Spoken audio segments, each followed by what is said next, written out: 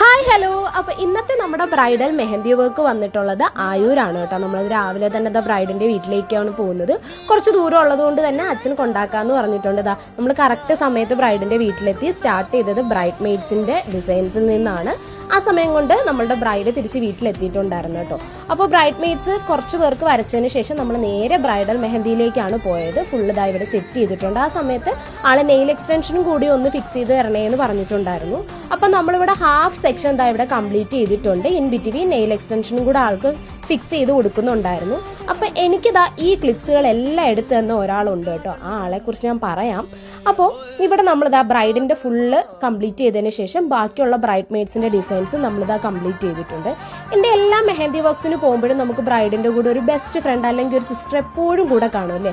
അതുപോലെ ഒരു ബെസ്റ്റ് ഫ്രണ്ടാണ് കേട്ടോ ആളിത്. എനിക്ക് വീഡിയോസ് എടുത്തു തരാനും എന്നെക്കാട്ടിലും കൂടുതൽ ആൾക്ക് പിക്ചേഴ്സ് എടുക്കാനും വീഡിയോ എടുക്കാനും ആയിരുന്നു ആഗ്രഹം.